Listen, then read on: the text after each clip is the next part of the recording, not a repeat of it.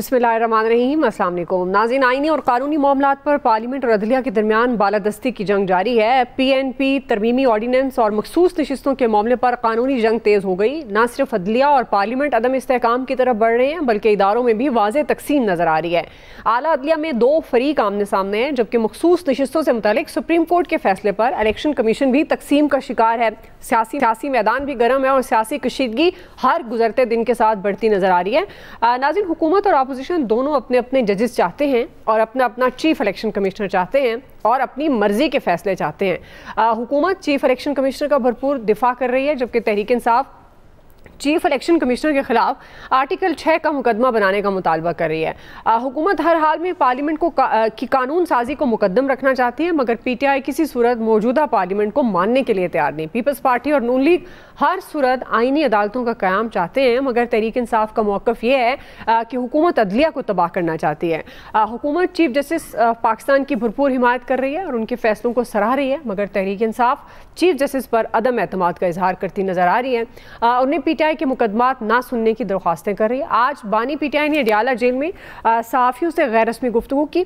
उन्होंने जस्टिस मंसूर अली शाह की हिमायत करते हुए इदारों के सरबराहान पर एक बार फिर इल्ज़ामात की बौछार की और दावा किया कि तहरीक इंसाफ के डर से सुप्रीम कोर्ट और जमहूरियत को तबाह किया जा रहा है। तो दूसरी तरफ नून लीग के रहनुमा सेनेटर इरफान सिद्दीकी ने मीडिया से बात की और ये वाज़ेह किया कि किसी सूरत पार्लियामेंट और आइन की बालादस्ती पर समझौता नहीं होगा। इसी से मुतालिक आज का पहला सवाल पैनल का तारुफ करवा दूँ। प्रोग्राम में मेरे साथ हैं अयाज खान साहब, फैसल हुसैन साहब, नवीद हुसैन साहब, मोहम्मद इलियास साहब और खालिद कयूम साहब। आप सबको खुशामदीद। नवीद साहब, आपसे आगाज़ करी हूँ। चूँकि पार्लियामेंट और अदलिया के दरमियान बालादस्ती की जंग जारी है, अब जिस तरह इदारों में एक वाज़ेह तकसीम नज़र आ रही है, अदलिया इलेक्शन कमीशन में भी तकसीम नज़र आ रही है, हुकूमत और अपोजिशन दोनों अपनी मर्जी के इदारे चाहते हैं। अब इस सारी सियासी जो महाजराई और इदारों के दरमियान तसादुम है, ये कैसे रुकेगा और हुकूमत सियासी आइनी बहरान से कैसे निकलेगी? अच्छा दुआ देखें, बज़ाहिर जो नज़र आ रहा है तो हुकूमत को ना आइन की बालादस्ती से गर्ज है, ना कानून की बालादस्ती से गर्ज है, ना पार्लियामान की बालादस्ती से गर्ज है। जो नज़र आ रहा है हुकूमत को इस वक्त सिर्फ़ और सिर्फ अपनी सियासी बालादस्ती से गर्ज है। वो अपनी सियासी बालादस्ती चाहती है। इसी वजह से आप देखें, जब बहुत सारे बहरान हो, जब एक मल्टी फ्रंट आपको जंग लड़नी पड़ रही हो, तो आप अपने फ्रंट चूज करते हैं, अपना महाज चूज करते हैं। यहाँ क्या हो रहा है, इस गवर्नमेंट को लगता ये है कि जी इन्होंने महाज चुनने की बजाय नए नए महाज खोले जा रहे हैं। ये हमारे पास यानी आपका माशी बहरान इस मुल्क में, माशरती बहरान इस मुल्क में, सियासी बहरान इस मुल्क में, और इन्होंने साथ साथ में और सिक्योरिटी बहरान जो है इस मुल्क में, और इन्होंने एक और जो है वो आइनी बहरान क्रिएट कर दिया सुप्रीम कोर्ट के साथ महाजाराई की सूरत में। तो लग ये रहा है कि गवर्नमेंट को कोई गरज नहीं है कि मुल्क बहरानों में है। आपको चाहिए कि आप सियासी जो टेम्परेचर है उसको कम किया जाता, अपोजिशन को मिलाया जाता, बैठ के बात की जाती, लेकिन अपनी अना को लेके बैठे हुए हैं। अपनी नाक जो है उसको ऊपर करने के लिए वो ना अपोजिशन से बात कर रहे हैं, ना बाकी। पहले भी हमने कहा कि सिक्योरिटी की सूरत हाल कितनी मखदूश है, उसके बावजूद जो है वो नेशनल सिक्योरिटी कमेटी की मीटिंग तक नहीं बुलाई जा रही। तो क्या है तरजीहात, क्या है तरजीहात? सिर्फ और सिर्फ ये है कि अपनी सियासी बालादस्ती को कायम रखा जाए। सुप्रीम कोर्ट में आप देखें, सुप्रीम कोर्ट को किस तरह से तकसीम का शिकार किया गया। कुछ ही इदारे तो बचे हैं, खुदा का वास्ता है, यानी कुछ इदारे बचे हैं, और उनमें भी जो है आपने जिस तरह की डिवीजन पैदा कर दी है कि चीफ जस्टिस को और उनके यानी कुछ जजेस को जो है वो एक तरफ ला के खड़ा कर दिया और कुछ जजेस को दूसरी तरफ ला के खड़ा कर दिया। तो लग ये रहा है कि गवर्नमेंट जो है वो खुद ही इन्हीं बहरानों से निकलना ही नहीं चाह रही, जिसकी वजह से, वरना तो एक सिंपल फैसला था ना।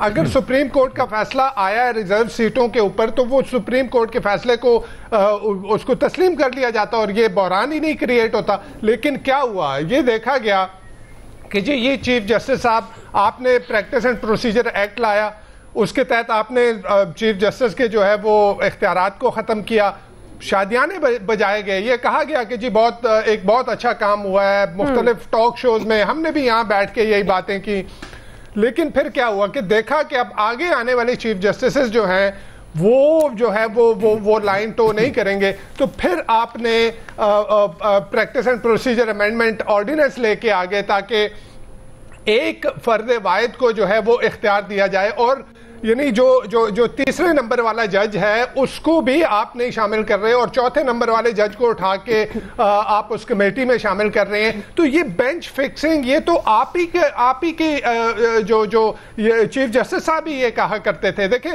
جسٹس عمر عطا بندیال کے ساتھ چیف جسٹس جو گزرے ہیں ان کے خلاف یہی چیف جسٹس صاحب جو تھے یہ لیٹر لکھا کرتے تھے، یہ کہا جاتا تھا کہ جی بینچ فکسنگ ہو رہی ہے. جی ابھی کیا ہو رہا ہے؟ یعنی آپ نے آرڈیننس جاری کیا اور آرڈیننس کے ود ان آورز جو ہے وہ کمیٹی بھی جو ہے وہ آپ نے ریکانسٹیٹیوٹ کر دی.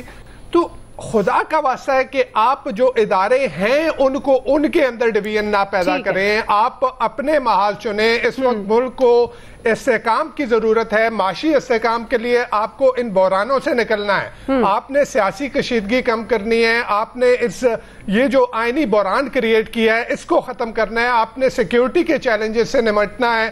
لیکن گورنمنٹ کی ترجیحات جو ہے وہ مجھے نہیں لگ رہا کہ یہ ان کی ترجیحات میں بھی شامل ہے. ان کی ترجیح ایک ہے اور وہ ہے اپنی سیاسی بالادستی. ٹھیک ہے جی ایاز صاحب، اپنی سیاسی بالادستی ساری سیاسی جماعتیں اسی طرح سے چل رہی ہیں انفارچونیٹلی، لیکن یہ جو اداروں کے درمیان تصادم کی فضا ہے، ظاہر ہے حکومت وقت کی ذمہ داری ہوتی ہے کہ ان معاملات کو بہتر طریقے سے خوش اسلوبی سے چلائے اور اپوزیشن کو بھی ساتھ لے کر چلے. لیکن یہاں تو معاملہ الٹا نظر آتا ہے. آپ کو لگتا ہے یہ جو سیاسی آئینی خاص طور پر عدلیہ ورسز پارلیمنٹ اور اب الیکشن کمیشن بھی ماشاءاللہ سے اس میں شامل ہیں، تو یہ اس سارے بحران سے حکومت کے پاس کوئی اسٹریٹجی ہے باہر نکلنے کی؟ آپ کو اداروں کے درمیان کہاں تصادم نظر آ رہا ہے؟ مجھے یہ سمجھ نہیں آ رہی. ادارے بالکل ایک پیج پہ ہیں سارے.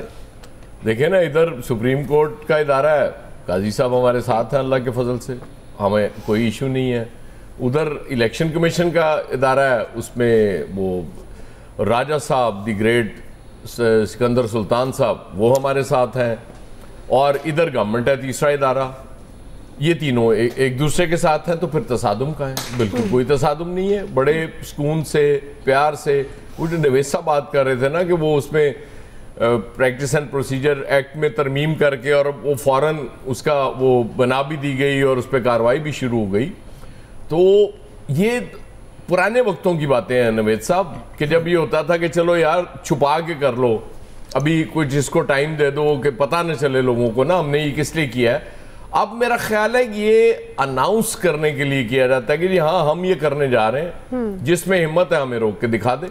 یہ تو بالکل ہر چیز میں اسی طرح ہو رہا ہے. وہ قائد صاحب نے آج ایک فیصلہ بھی دے دیا نا، وہ کہتے ہیں فارم 45-47 تو بھول جائے نا، وہ ووٹ گنے یار، ووٹ نکلوائیں اور ری کاؤنٹنگ کرا لیں.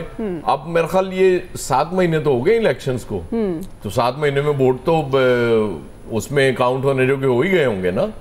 تو ظاہر ہے جب وہ ہو گئے ہیں تو اب ان کو کوئی ٹینشن ہی نہیں ہے. کیا ہے آپ کھلوائیں بوریاں، ووٹ کاؤنٹ کر لیں، ووٹ تو پورے ہیں. ہو سکتا ہے وہ جو ووٹ پہلے ایک طرف تھے وہ اس سے بھی کم ہو گئے ہوں. یہ بھی ہم نے اسی دور میں پہلی بار دیکھا نا کہ ایک پولیٹیکل پارٹی الیکشن ہار گئی اور اس کے قائد کھڑے ہو کے اناؤنس کر رہے ہیں لائیو کہ جی ہم جیت گئے ہیں اور ہم حکومت بنانے جا رہے ہیں. اس سے پہلے تو میں نے اس طرح کا منظر نہیں دیکھا. ہاں یہ ضرور دیکھا تھا اپنے قائد کا 2014 میں کہ جب وہ بہت جلدی آ کے انہوں نے یہ اپیل ضرور کر لی تھی کہ مجھے تھوڑی میجورٹی نہیں چاہیے، اتنی چاہیے کہ گورنمنٹ اچھی طرح چل سکے، اور پھر اس کا بھی اہتمام ہو گیا. اس لیے میرے قائد خوش قسمت ترین پولیٹیشین ہے اس ملک کے. یہ علیحدہ بات ہے کہ اس وقت وہ ذرا سائڈ پہ ہیں، اور ایک طرف ان کے بھائی ہیں، دوسری طرف ان کی صاحبزادی ہیں جو گورنمنٹ چلا رہی ہیں. اب وہ جو روایات اور وہ جو بات آئین قانون وہ سب پیچھے رہ گیا ہے. اب قاضی صاحب صرف ایک بات کرتے ہیں کہ جی مجھے تو بس آئین کے مطابق فیصلے کرنے ہیں. اور کل انہوں نے بڑا اچھی بات بھی کر دی نا کہ آئین کی تو کتاب ہی بڑی پیچیدہ ہے. میرا خیال ہے کہ ہم جیسے کم عقل لوگ تو اب اس پہ کمنٹ بھی نہ کیا کریں، کیونکہ وہ دانا ہونا اس کے لیے بہت ضروری ہے. اور وہ دانائی آپ کو پتہ ہے وہ سب لوگوں میں تو ہوتی نہیں ہے. وہ کوئی مطلب گاڈ گفٹڈ ہوتے ہیں جن کو اللہ تعالیٰ دانائی عطا کرتا ہے. اور ان کو وہ سمجھ آ رہی ہوتی ہے اور قائد صاحب کو بڑی اچھی طرح سمجھ آ رہی ہے، وہی تو وہ وہیں سے لے رہے ہیں. مطلب ٹھیک ہے، ظاہر ہے وہ اس وقت چیف جسٹس آف پاکستان ہے. آج غالباً ہمارے ہاں ہی وہ خبر چل رہی تھی ایکسپریس پہ کہ 2 ارکان نے جو الیکشن کمیشن ہے کہ ہیں، انہوں نے کہا کہ نہیں جی یہ اس پہ عمل درآمد ہونا چاہیے جو سپریم کورٹ کا. اب دن رات دہائی ایک ہی دی جا رہی ہے کہ جی آئین پہ، آئین جو کہتا ہے. آج وہ میں عرفان صدیقی صاحب کی بھی بڑی طویل گفتگو سن رہا تھا، وہ بھی یہی فرما رہے تھے آئین کی بالادستی پہ ہم یقین رکھتے ہیں، لیکن وہ ساتھ یہ نہیں بتا رہے تھے کہ اس آئین کی بالادستی پہ یقین رکھتے ہیں جسے ہم مانتے ہیں. مطلب سپریم کورٹ کا اگر کوئی فیصلہ اکثریتی فیصلہ ہے تو وہ غیر آئینی ہے. ظاہر ہے اگر آپ نہیں مان رہے تو پھر آئینی نہیں ہے نا. آپ نے تو صرف وہ فیصلہ ماننا ہے جو آپ کے آئین کے مطابق قاضی صاحب دے دیں گے، وہ فیصلہ آپ کے لیے قابل قبول ہوگا. باقی جو ججز ہیں، آج وہ رجسٹرار سپریم کورٹ نے بھی شکایت لگا دی 8 ججوں کی اپنے چیف جسٹس صاحب کو، تو بڑا اچھا جا رہا ہے. اس لیے کوئی ٹینشن فری ہو جائے، کوئی آئینی سیاسی کوئی بحران نہیں ہے، کوئی تصادم نہیں ہے، سب کچھ ہماری منشا کے مطابق چل رہا ہے. اس لیے گورنمنٹ کو تو مطلب فرق ہی کوئی نہیں پڑتا. دیکھیں نا میرے قائد وہاں خطاب فرمانے والے ہیں UN جنرل اسمبلی سے. جی فیصل صاحب، اب آپ کی بھی منشا کے مطابق سب کچھ چل رہا ہے تو پھر اب یہ معاملات ایسے ہی چلیں گے؟ کیونکہ اگر حکومت جس طرح ایاز صاحب کہہ رہے ہیں، عدلیہ، الیکشن کمیشن ایک پیج پر ہیں، تو پھر ٹینشن کس چیز کی ہے؟ پھر یہ کیوں بار بار کہا جا رہا ہے؟ حکومتی نمائندے ہی کہہ رہے ہیں نا کہ کسی صورت بھی پارلیمنٹ اور آئین کی جو بالادستی ہے اس پر سمجھوتا نہیں ہوگا. جو تو ضیاء الحق نے کہا تھا نا کہ آئین ایک کتاب ہے، اس کے علاوہ کیا ہے. ضیاء الحق نے کہا تھا اور آج ان کے دیکھ لیں اس کا عملی مظاہرہ تو ہو ہی رہا ہے نا. لیکن ہم جب کہتے ہیں نا یہ بحران کیوں نہیں ختم ہو رہے ہیں، یہ بحران ختم نہیں ہو سکتے، کیونکہ جس دن یہ بحران ختم ہو گئے یہ حکومت ہی ختم ہو جائے گی. یہ حکومت تو کھڑی بحرانوں کی اس پر ہے، بیساکھیوں کے اوپر. بحرانوں کی وجہ سے تو یہ حکومت ہے، ورنہ کیا بچا. لیکن اب جو صورتحال ہے نا، بحران اپنی جگہ ہے لیکن مقابلہ بھی کانٹے کا ہو رہا ہے. یہ نہیں کہ سامنے والی پارٹی بھی جو ہے نا وہ ہلکی پڑی ہوئی ہے، وہ بھی جو ہے نا وہ دل ناتوا مقابلہ کی طرح مقابلہ جو ہے نا وہ خوب کر رہی ہے. اس وقت یوں سمجھ لیں کہ سیمی فائنل شروع ہو چکا ہے. 25 اکتوبر 24 اکتوبر کو سیمی فائنل کا رزلٹ آ جائے گا، اس کے بعد فائنل مارکا ہے. اس فائنل مارکے کو دیکھیں، اس میں جو ہے حتمی جو مارکا ہوگا اس میں جو ہے وہ کون جیتتا ہے. تو مقابلہ جو ہے وہ دونوں طرف سے جو ہے نا وہ بھرپور انداز میں جو ہے نا وہ ہو رہا ہے. اور ایک طرف کون ہے، دوسری طرف کون ہے، تو اس میں آپ کسی کو بھی بولتے ہیں کون کون فریق ہیں. مگر پاکستان کی سیاست میں تو ہم آپ سے ہمیشہ ایک بات کہتے ہیں، اب صرف 2 فریق بچے ہیں، ایک تحریک انصاف اور ایک جو ہے وہ اسٹیبلشمنٹ. یہ حکومت بھی کہتی ہے ہم بھی فریق ہیں، تو ان کی دل رکھنے کے لیے آپ بھی ان کو فریق مان لیں. فریق نہیں ہے حکومت سارے کھیل میں بیچاری، اس کو کیا، اس کے پلے کیا ہے جس کو ہم نے اور آپ نے فریق ماننا. لیکن ٹھیک ہے مان لیں. بات یہ ہے کہ اس حکومت کے جتنے بھی چاہنے والے ہیں، قصیدہ گو ہیں، وہ کہہ رہے ہیں کہ یہ اوپنلی یہ بات کہہ رہے ہیں، اوپنلی میڈیا پہ بیٹھ کے بات کر رہے ہیں. مطلب یہ آج تک کسی ماشاء اللہ دور میں بھی کبھی کسی نے اس طرح کی گفتگو نہیں سنی جو اس وقت سننے کو مل رہی ہے کہ یہ طے ہو گیا ہے کہ اب ہم نے ان کی بات نہیں ماننی، یہ طے ہو گیا ہے کہ ہم نے سپریم کورٹ کی بات نہیں ماننی. یہ طے ہو گیا ہے، یہ بتا رہے ہیں ٹی وی پر بیٹھ کے، ہم اور آپ سن رہے ہیں، تالیاں بجا رہے ہیں، بہت زبردست طے ہو گیا. تو جب یہ طے ہو گیا نہیں ماننی تو پھر ضرورت کیا ہے ان سارے اداروں کو کھولنے کی؟ پھر اداروں کو تو پھر بہتر یہ ہے کہ وہ بند ہو جانا چاہیے. مطلب یہ اس طرح کی گفتگو تو آج تک کبھی ماشاء اللہ دور میں بھی سخت ترین اس ملک میں ماشاء اللہ رہے ہیں. میرا خیال ہے ضیاء الحق کا ماشاء اللہ زیادہ سخت تھا یحییٰ خان کی نسبت. اس دور میں بھی شاید کبھی اس طرح کی گفتگو سننے کو نہیں ملی جس طرح کی گفتگو جو ہے وہ اس وقت سننے کو جو ہے مل رہی ہے. تو جب یہ طے ہو گیا ہے نہیں ماننا، تو لیکن سامنے والی پارٹی بھی جو کہتے ہیں نا وہ بھی ہار نہیں مان رہی. حکومت کا جو ایک ویک پوائنٹ ہے نا، بلکہ میں کہتا ہوں یہ اسٹیبلشمنٹ کا ایک وہ جو ہے نا ایک کمزور پوائنٹ ہے کہ وہ جن سیاسی جماعتوں پر وہ تکیہ کر رہی ہے وہ اسٹیبلشمنٹ کے لیے عوامی رائے عامہ ہموار کرنے میں، یا اس جو موجودہ حکومت کا بیانیہ ہے یا موجودہ حکومت کے قیام کے جواز کا جو بیانیہ ہے اس کے لیے رائے عامہ ہموار کرنے میں جو ہے نا وہ ناکام ہو گئے. وہی جو آپ پہلے بھی بات کرتے ہیں کہ ان میں کیپیسٹی نہیں ہے کیپیسٹی ثابت ہو گیا، لیکن جیسے تیسے کر کے تحریک انصاف جلسے کر رہی ہے نا، آپ بھی جلسے، آپ تو حکومت ہے نا، آپ جلسے کر لیں. ابھی آپ مجھے بتائیں نا کہ نواز شریف صاحب اس حکومت کو اون کریں اور جلسے کریں، اپنا بیانیہ جو ہے وہ لے کے جائیں، لیکن مسئلہ یہ ہے کہ نواز شریف صاحب جو ہے نا وہ اس بیانیے کے بوجھ تلے نہیں دبے ہوئے. نواز شریف صاحب نظریہ ضرورت کا جو ہے بیانیہ ہے وہ اس کے بوجھ تلے جو ہے نا وہ دب گئے. نظریہ ضرورت جو ہے وہ نواز شریف کو جو ہے، جو عدالتوں سے پہلے فیصلے آتے تھے نظریہ ضرورت کے تحت، وہی نظریہ ضرورت جو ہے اس وقت نواز شریف صاحب نے اختیار کیا ہوا ہے اور وہ اس کے بوجھ تلے جو ہے وہ دب گئے.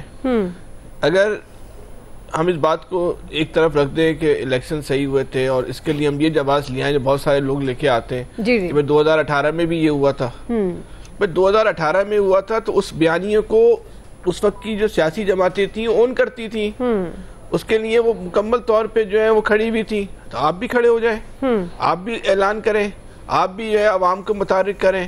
اس وقت جو عوامی تشہیر کے جو بھی پلیٹ فارم ہے، چاہے وہ الیکٹرانک میڈیا ہے، سوشل میڈیا ہے، اس پہ آپ بھی اپنی جو ہے وہ کمپین چلائیں، مہم چلائیں، لیکن آپ ہمیں جو ہے وہ نظر نہیں آ رہے. سوشل میڈیا اس وقت سب سے زیادہ ایک جو ہے متحرک اور ایک اثر انگیزی کا جو پلیٹ فارم ہے وہ تو سوشل میڈیا ہے، تو وہاں نظر نہیں آ رہے.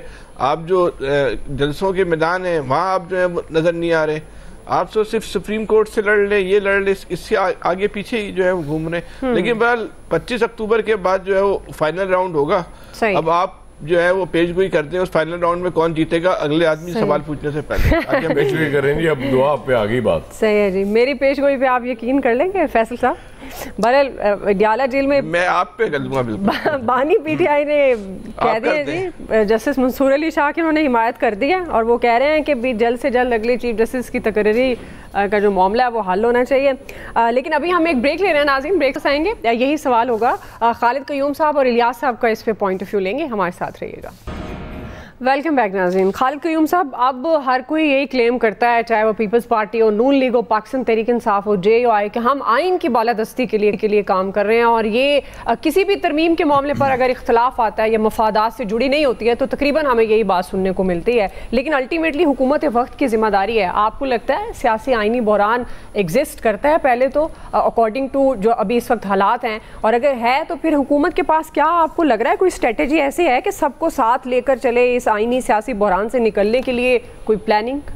دیکھیے، اس میں کوئی شک نہیں کہ اس وقت ملک میں سیاسی بحران بھی ہے، آئینی بحران بھی ہے، عدالتی بحران بھی ہے، اور اس کے ساتھ جب عدم استحکام کی صورتحال آئے گی تو معاشی بحران بھی اس کے ساتھ جڑا ہوا ہے. لیکن یہ بحران جو ہے اس طرح کا کوئی نیا بحران نہیں ہے. اس طرح یہ جو بحران ہے یہ 1997 میں جو عدالتی، سیاسی اور آئینی بحران تھا اسی نوعیت کا ہی ہے، اسی طرز کا ہی ہے. اسی طرح جو ہے وہ عدلیہ کے اندر ایک تقسیم جو ہے وہ نظر آ رہی ہے، اور اس میں بھی آپ نے دیکھا کہ کس طرح پھر جب سجاد علی شاہ کو اس تقسیم کا بھی فائدہ میرے قائد نے اٹھایا تھا. اس کا فائدہ بھی آپ کے قائد نے اٹھایا تھا.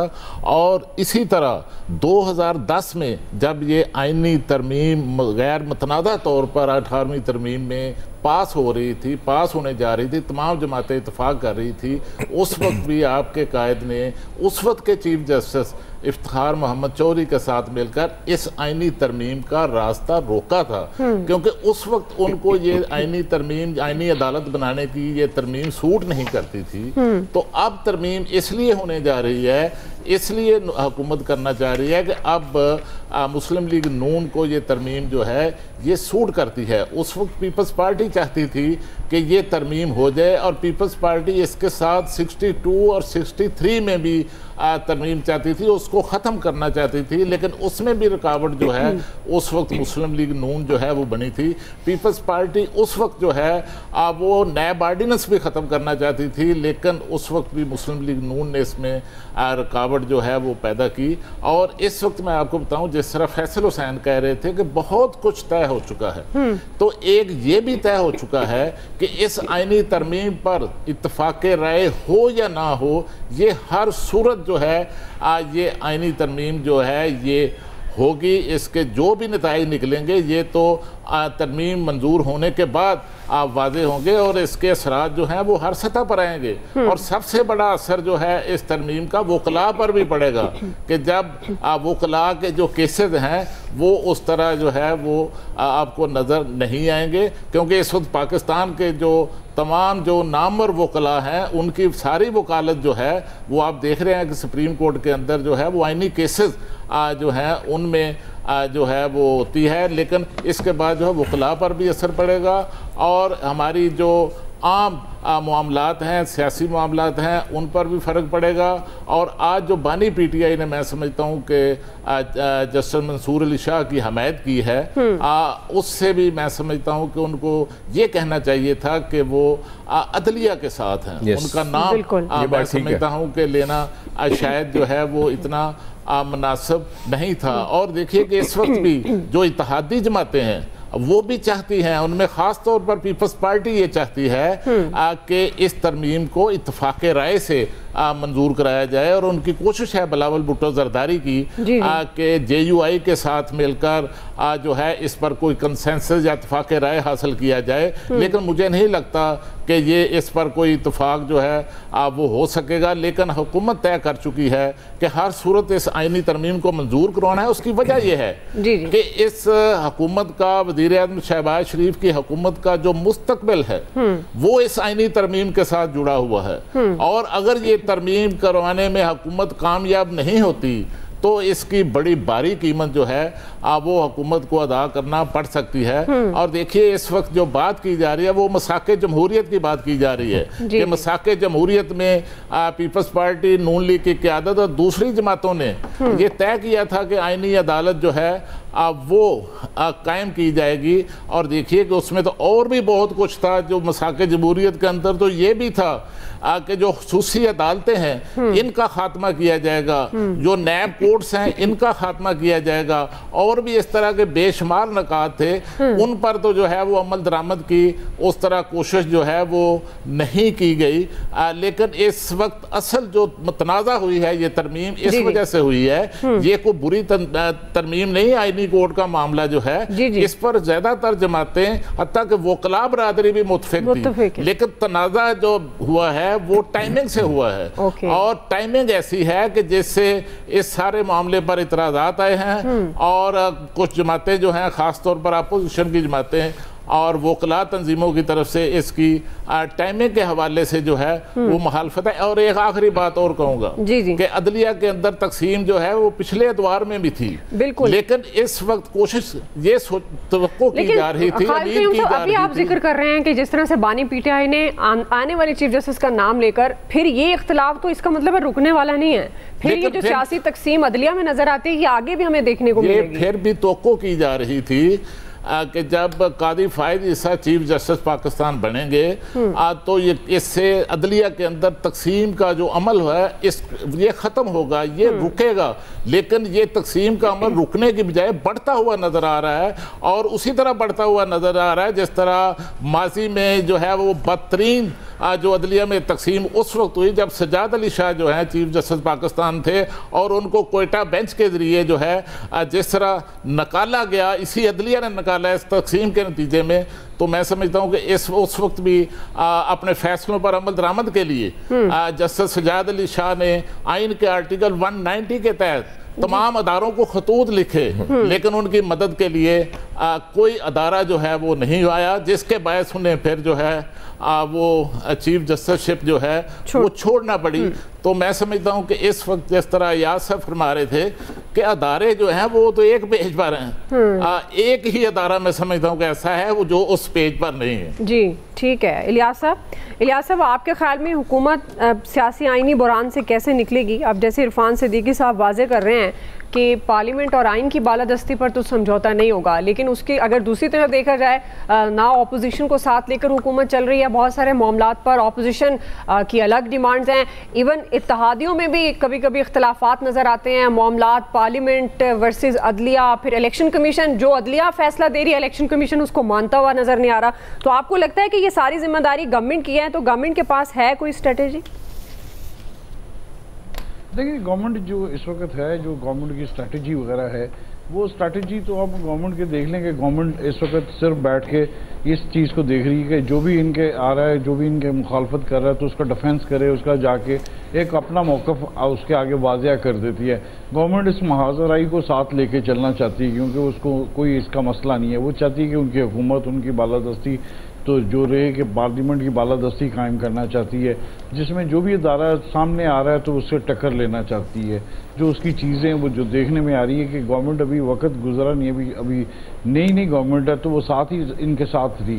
دیکھ لیں مخصوص نشستوں کا جو معاملہ ہے اس میں دیکھ لیں الیکشن کمیشن ہے، اس کا آج 7واں بھی اجلاس ہوا، اس 7ویں اجلاس میں بھی کوئی وہ فیصلہ نہیں ہو سکا۔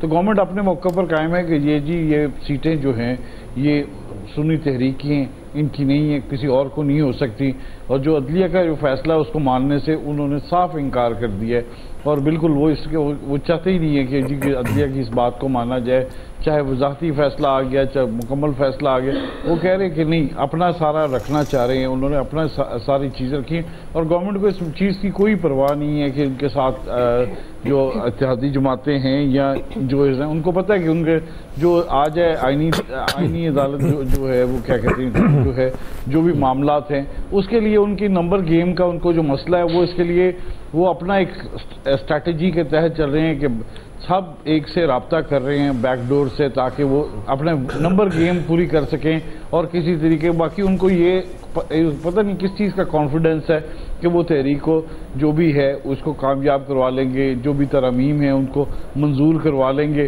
لیکن وقتی طور پر ان کو ایک لیا ہے کہ ان کو اس ٹائم ان کی جو ہے اسٹریٹجی کامیاب نہیں ہوئی، جو فوری طور پر چھٹی والے دن بھی وہ جا کے جو اس پارلیمنٹ میں چلے گئے تاکہ ترامیم کو منظور کروایا جا سکے، لیکن اس سے کر لی لیکن اس طرح گورنمنٹ کی اس طرح شکست دیکھنے کے لیے نہیں آ رہی کہ گورنمنٹ جی اپنا مایوس ہو جائے یا اس طرح ہو جائے۔ گورنمنٹ اپنے کاموں میں لگی ہوئی ہے اور یہ اس بات پہ کانفیڈنس میں ہے کہ جی وہ ترمیم کروا لیں گے اور اس کے لیے کوئی نہیں ہے۔ جو بھی محاذ آتا ہے وہ گورنمنٹ اس کے ساتھ نا ایگریسو موڈ پر لڑنا چاہتی ہے، یعنی کہ کوئی ایسا نہیں ہے۔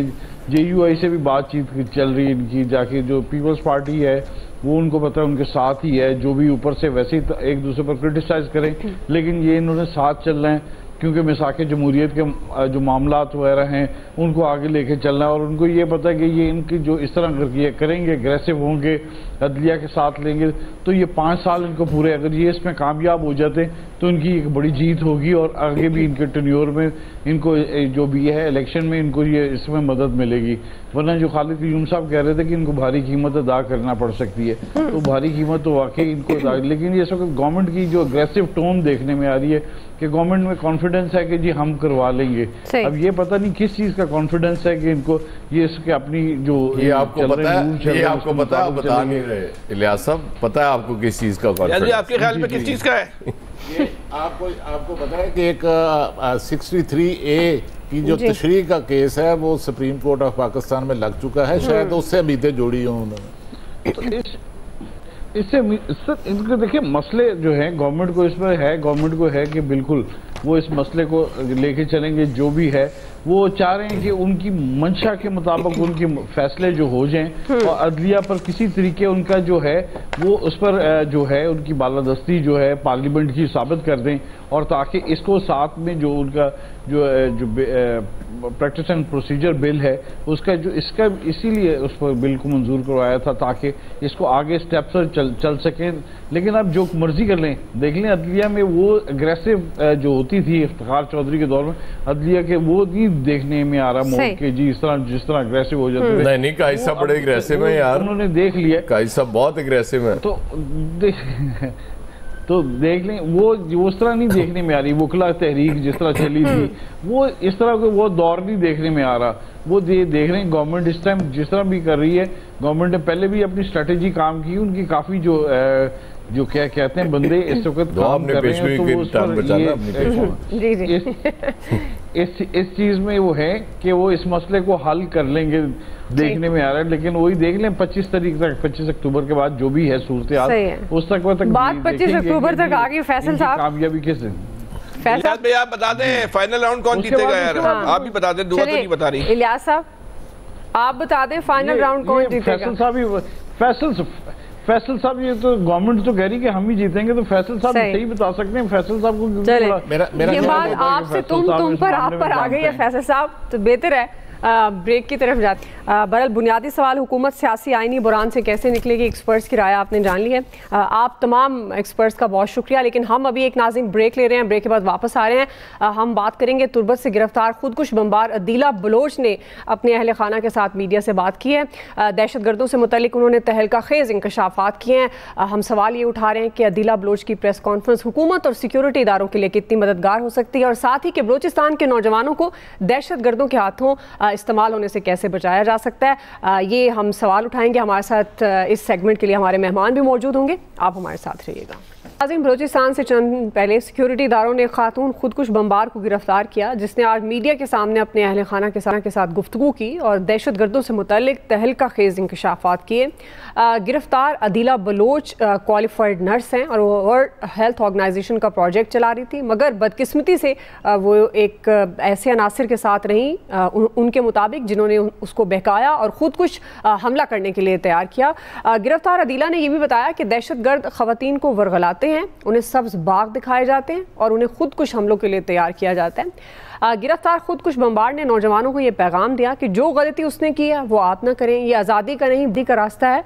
अदीला के वालिदैन ने बर वक्त कार्रवाई करके बेटी को वापस लाने पर सिक्योरिटी इदारों का शुक्रिया अदा किया। इसी तमाम तर मामले पर हम बात करेंगे। हमारे साथ इस वक्त मौजूद हैं senior दिफाई तज्ज़ियाकार major general retired Tariq Rashid Khan साहब। बहुत शुक्रिया तारिक रशीद साहब आपके वक्त के लिए। सर, ये जो सिक्योरिटी इदारों ने खुदकुश बमबार अदीला बलोच को गिरफ्तार किया, आज उन्होंने अपने मीडिया के साथ अहल खाना के साथ मीडिया से बातचीत भी की और बड़े इंकशाफात किए दहशत गर्दों से मुतालिक। आप किस तरह से देखते हैं अदीला बलोच की वापसी हुकूमत और सिक्योरिटी इदारों के लिए कितनी मददगार साबित हो सकती है? देखिए जी, ये बड़े आम डेवलपमेंट है। आज जिस तरह से अदीला बलोच साहबा मीडिया पे आके उन्होंने बताया है, इसका मैं समझता हूँ बड़े दूरस्थ नताइज होंगे। न सिर्फ ये एक बलूच की यूथ जो है उसके लिए उन्होंने पैगाम दिया है कि अगर आपको कोई कांटेक्ट कर रहा है, आपको कोई ब्रेन वॉशिंग करने की कोशिश कर रहा है, तो आप इस किस्म के जो एंटी स्टेट एलिमेंट्स हैं उनके बहकावे में मत आए। तो उन्होंने बताया कि क्या कुछ रहे थे, फिर उन्हें पहाड़ों में ले गए और वहाँ उनको नाम कोई उसमें काफ़ी सारी मुश्किलात पेश आई और हर एक को अलहदा रखा हुआ था, इनको कोड नेम्स दिए हुए थे और ये बेचारी काफ़ी मात तकलीफ में रही। और इसी तरीके से जो ये उनको खुशनुमा और दिल बहलाने के लिए मुख्तलिफ तरीकों से उन्हें वरगलाते हैं, उन तमाम लोगों को एक वाज़ेह पैगाम उन्होंने दिया है। और दूसरा ये है कि इनकी वजह से जिन लोगों ने इनके साथ रब्ता किया होगा, इनको वरगलाया होगा और इनकी ब्रेन वॉशिंग की होगी, आई एम श्योर उन सब के पते वगैरह, उनके आइडेंटिटी के बारे में इन्होंने लॉ एनफोर्सिंग एजेंसीज को बताया होगा, तो उससे भी लॉ एनफोर्सिंग एजेंसीज की काफ़ी हेल्प हो जाएगी। और उसके अलावा मेरा ख्याल है कि इसकी हुकूमत को मीडिया पे काफ़ी इसकी तशरीह करनी चाहिए ताकि ये पैगाम ज़्यादा से ज़्यादा लोगों में पहुंचे और इससे जो हमारी एक जो हम ऑपरेशंस कर रहे हैं, लॉ एनफोर्सिंग एजेंसी जो ऑपरेशन कर रही हैं टेररिज्म के खिलाफ, स्पेशली बलूचिस्तान और KPK में, उसमें काफ़ी मदद हासिल होगी। सही आप कह रहे हैं, लेकिन तारिक साहब मजीद क्या इकदामात करने की ज़रूरत है कि बलूचिस्तान के नौजवानों को दहशत गर्दों के हाथों इस्तेमाल होने से महफूज रखा जाए? देखिए, इसमें जैसे इन्होंने बताया कि ये जॉब करती थी, इनसे ये एंटी स्टेट एलिमेंट्स ने राब्ता किया, इनको वरगलाया, इन्हें सुहाने ख्वाब दिखाए।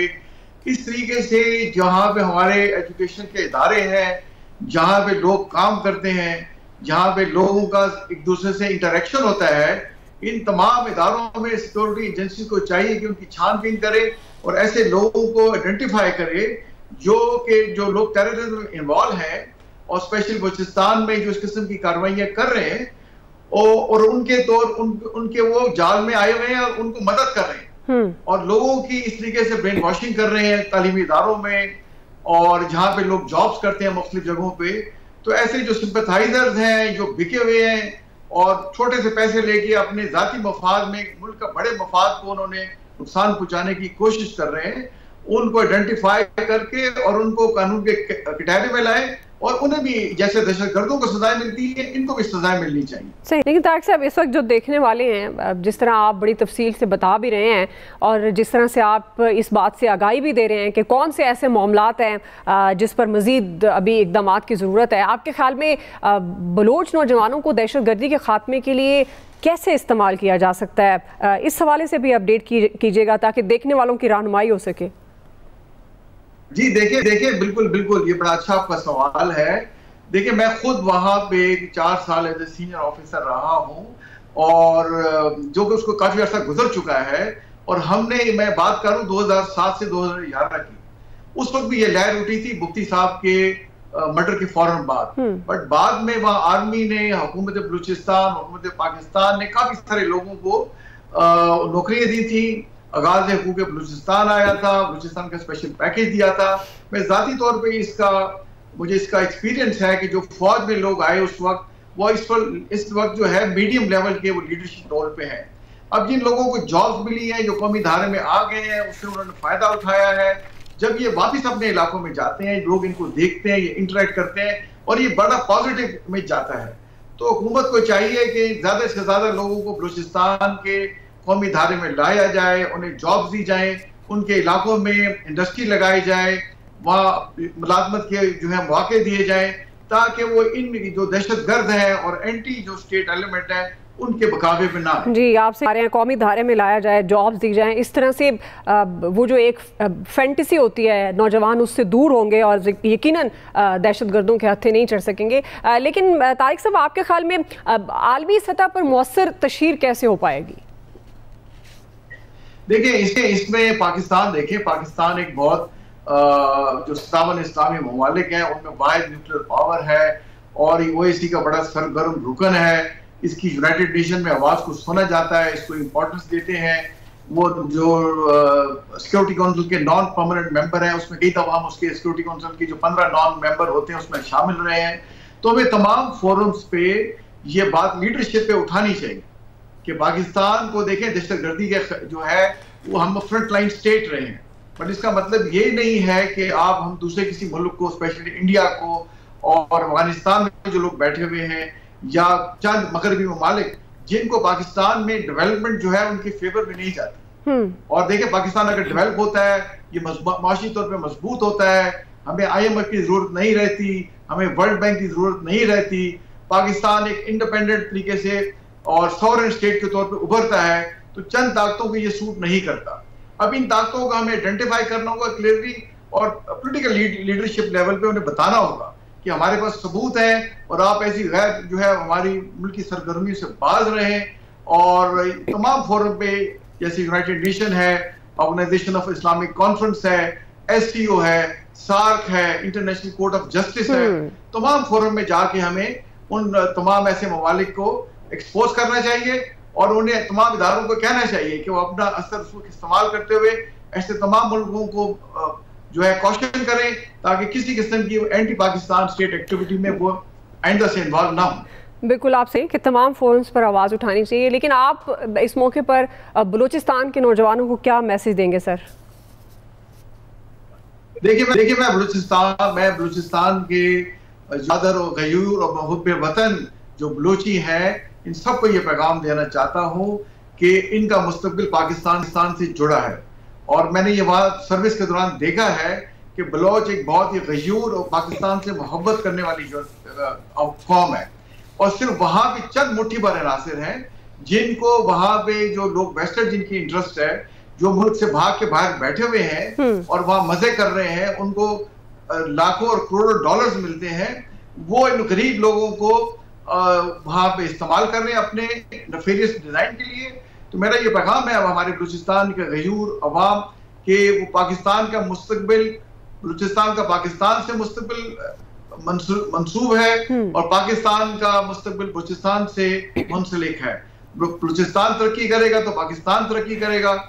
بالکل جی آپ کہہ رہے ہیں بلوچستان ترقی کرے گا تو پاکستان ترقی کرے گا اور بلوچستان کے نوجوان انتہائی اہمیت کے حامل ہیں. بہت شکریہ major general retired Tariq Rashid Khan Sahab آپ کے وقت کے لیے. آج کے ایکسپرٹ سے اتنا ہی. فیڈ بیک دیجیے گا. خیال رکھیے. اللہ حافظ.